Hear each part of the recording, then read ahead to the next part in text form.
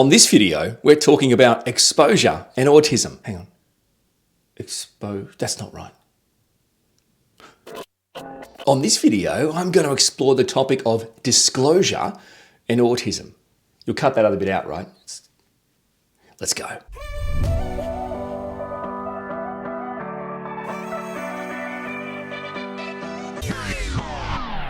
Welcome back, my friend. I'm Orion Kelly, that autistic guy, and I'm all about raising the level of understanding, acceptance, and appreciation of the autistic community. So if that sounds like something you'd be interested in being a part of, you can join my community right now. Just hit that subscribe button. Rightio. Disclosure and autism. I would say it's probably one of the more controversial topics within the autistic community, but I'd also say it's probably one of my most requested topics to cover by my amazing YouTube community. Okay, so let's have a chat. But before we do get started, probably just quickly noting that it's a given that your choice to disclose or not disclose is a personal, individual choice of you, the autistic person.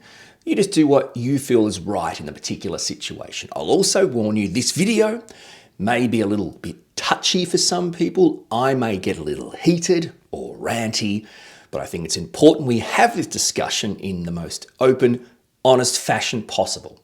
So you've been warned. I want to start this conversation off on the topic of dating, disclosure and dating. Bum, bum, bum. Deciding when to tell a prospective partner that you are in fact autistic, I think can be one of the hardest decisions you can ever make in the dating realm. Now, those that have watched shows like Love on the Spectrum or have seen my reviews on Love on the Spectrum Australia and US will know that a lot of times I find this really interesting, that a lot of on Love on the Spectrum, that in fact, some of the autistic characters or castmates actually verbally say on camera that they don't think they'll tell anyone.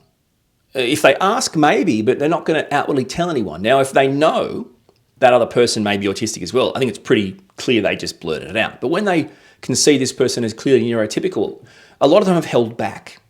And I think this could be just my own lens, but it seems like the autistic women on Love on the Spectrum found it much harder or were way more against the idea of telling a prospective partner on the first date that they're autistic. Okay, so you're autistic, but just like other people, you want love.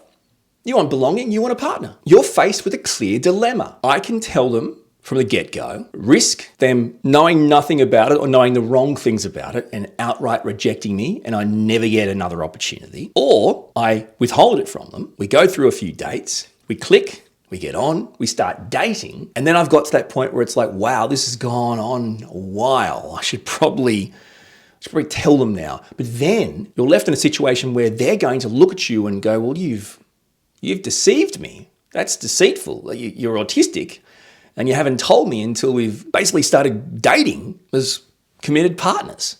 What gives, mate? What's the deal with that? How dare you?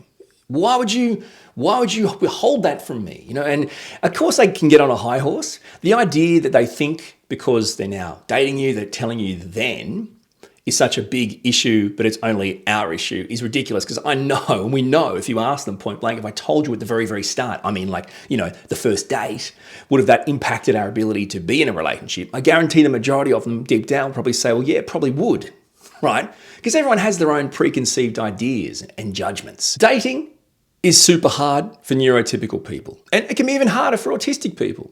But let's look at the differences. My experience, dating in the neurotypical world with neurotypical people is mostly about lies and withholding truth. Now you might go, what are you talking about? Please, come on, seriously. It's a game. It's actually, to me, it's like, don't blame the player, blame the game. I mean, dating in the neurotypical world is a game. It's a game of deceit and lies. Conversely, autistic people, I don't think are like that. Autistic people do not like games in dating. I do not like games in dating. You can watch Love on the Spectrum or other shows. I bet you'll see proof of autistic people asking hard-hitting, like marriage, kids, lifelong questions on the first date. I've done that. There's no other point of dating, is there? Are you dating to find someone? Because all I'm doing is seeing if you could be a someone. So how's that so intimidating? And it's like, well, people in the neurotypical world struggle with this type of dating, this honesty, this vulnerable, raw presentation in a date. That's just my opinion from my own experience dating neurotypical people. Bottom line, disclosure and dating is tricky. There's no right or wrong answer. I think it's instinctual, and I think it's also situational. I reckon if you're dating someone, they're pretty quickly going to say things like, geez, I really love your sense of humor.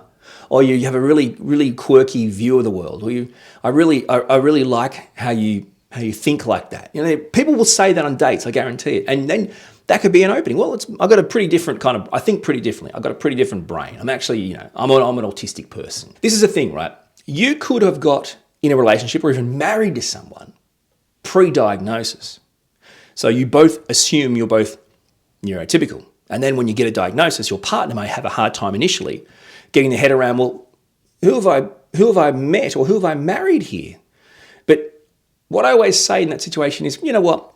Okay, cool. They might not have known the diagnosis, but they fell in love with you. They were attracted to you because of who you were, and you were always you inside, right? You can't mask 24/7. That quirky, that stuff they like about you is why you're together. And therefore, the diagnosis is just putting an official wording on the person they were drawn to in the first place. Does that make sense? And I guess it's a bit like education, which we'll talk about soon, in that maybe you need to work out what comes first. Getting accepted into a uni, getting someone to go on a date with you, or telling them up front and maybe not getting accepted into uni or getting a date. It's a tricky situation. There's no right or wrong answer. So from the more intimate relationships, let's move on to disclosure and family and friends. Okay, so other relationships, whether they're family relationships or just, friendships, it's an important topic to discuss. Disclosure. Disclosing to your family and your close friends of your diagnosis. Now, if you were diagnosed as a child, this probably isn't super relevant. Okay, but it is relevant as you grow older and you meet new friends because they don't know. So that's similar to the discussion about dating. With regards to people who are diagnosed in adulthood or later in life like myself, this can be really tricky. Okay, so for starters, let's talk about your immediate family. Okay, so you will have to some degree some sort of parental relationship. Okay, I'm not going to tell you a story. I'll just talk about mine. Okay, so I've got parents, right? A mum and a dad. And to disclose that diagnosis to them can be a very tricky thing to process for both parties. You may think, hey, I've been given a diagnosis. My life is going to change for the better. It's all going to turn around. Everyone's on board. That's not the case. And in fact, I can find some of the people that are closest to you will take, if ever, the longest time to get on board.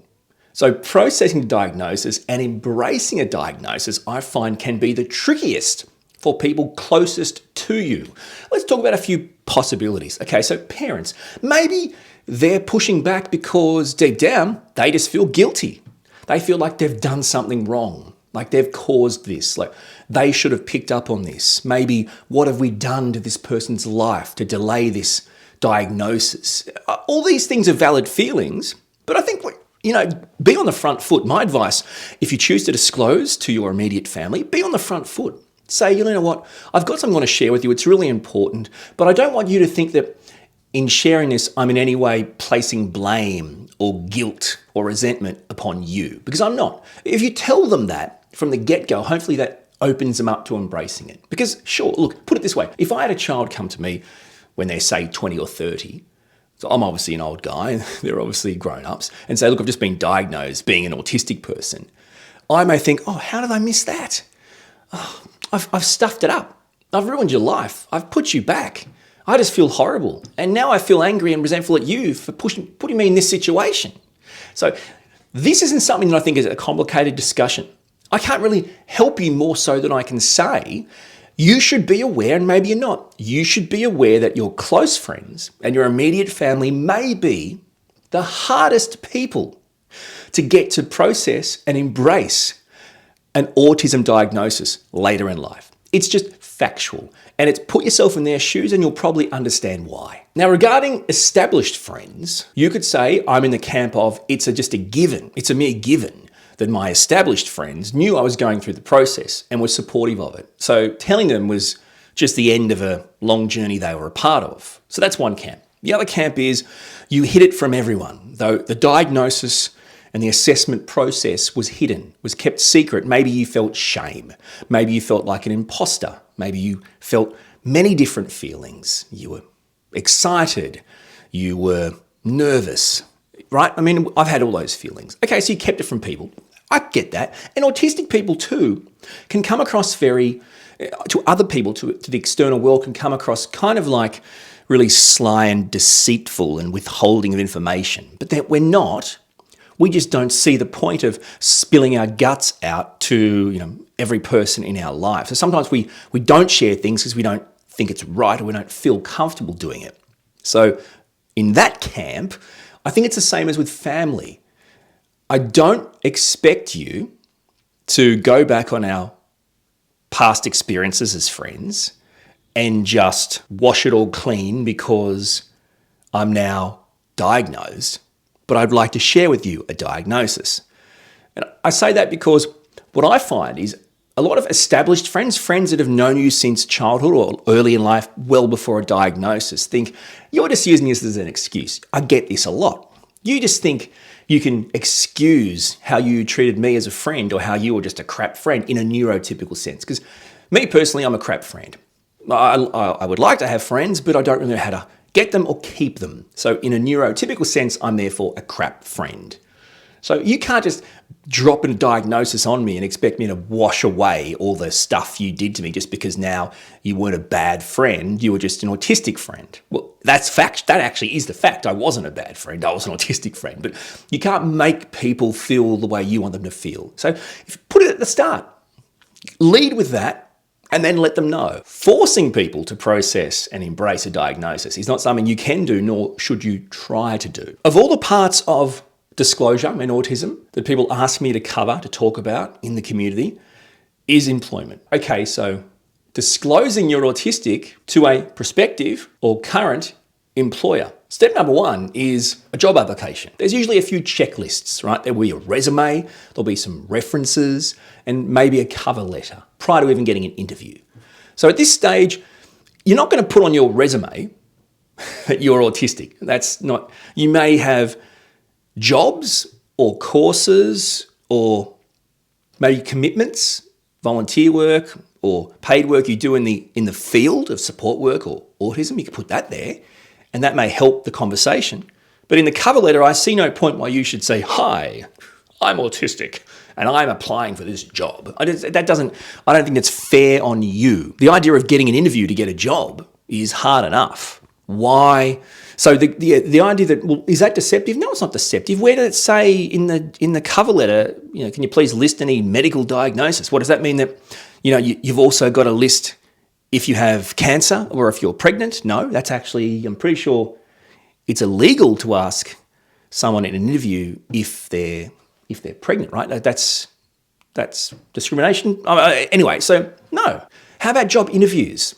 This is an interesting one again.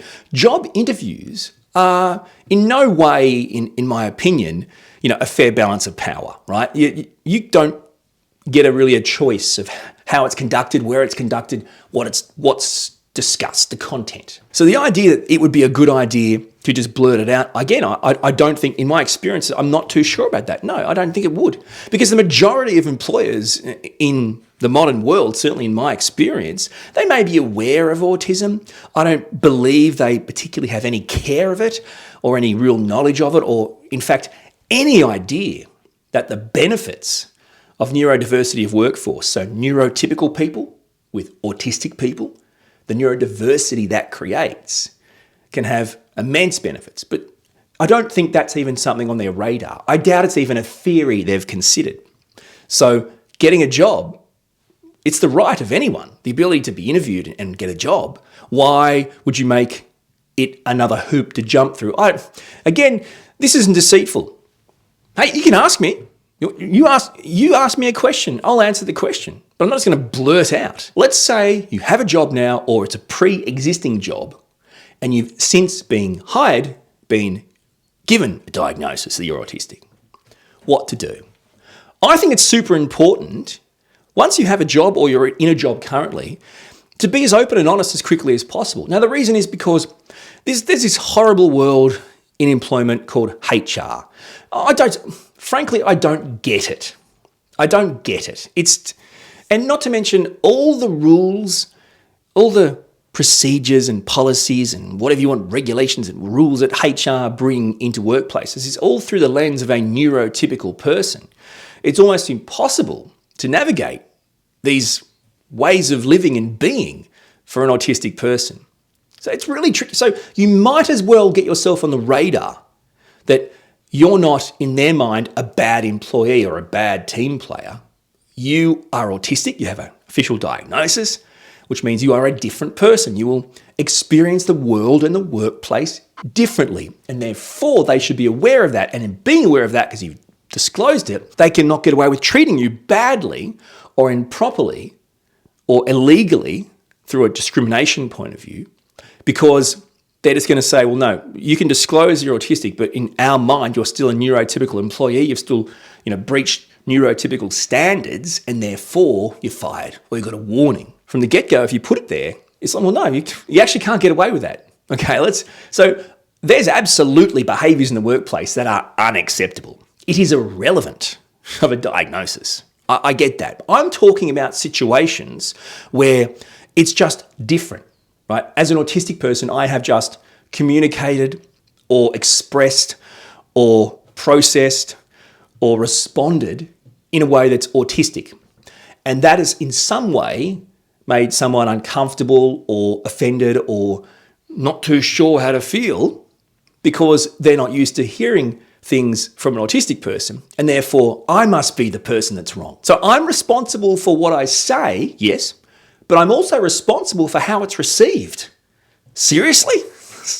That doesn't make any sense.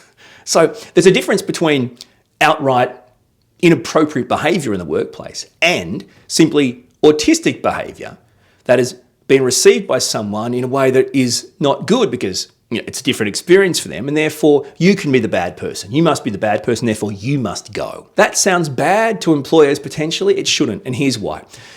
If someone tells you from the start, as an employer, that they've received a diagnosis and these are the things that they may struggle with and here's some supports that they may require, and they're presenting that to you, I think from my point of view, that can only help the employer and the employee. We want productivity, right? You want productivity of employees. You just want people to do their job and do their job well, correct? And if you know an autistic person working for you is a great employee and does their job well, it makes sense to provide them with supports and assistance and the kind of idea and insights into them as a person that helps them do their job to the best of their ability. And that therefore helps the other staff members and you as an employer. It's a no-brainer. The right to gainful employment, the right to provide a service for someone in return for a wage or an income to therefore live is the right of all people. It doesn't mean it's something they're entitled to, but it's a right. You should have the right to pursue and hold down employment. The unemployment rate for autistic people is astronomical. There's more people that are autistic that are unemployed than employed. So yes, you should disclose, and yes, you should expect your employer to upskill and educate themselves and provide you with what you need to be a productive employee. And no, employers shouldn't avoid this because that would be too hard or cost too much money. In fact, basically everything that I would love to have in a workplace is free. It's all up here. Just people understanding the way I communicate is coming from a good place, or it's because I communicate differently because I have a different brain. It's actually free. But the upside is that if you can have a healthy workplace with a neurodiversity of minds working in your workplace, it's a win-win for everyone. Quality of life goes up, productivity goes up, and you're actually benefiting the general community because autistic people who are traditionally unemployed are now hopefully more employed and therefore are providing themselves the life that they want, living a quality of life they deserve. So disclosure in employment is really a hot button for me. It's a whole video, I reckon.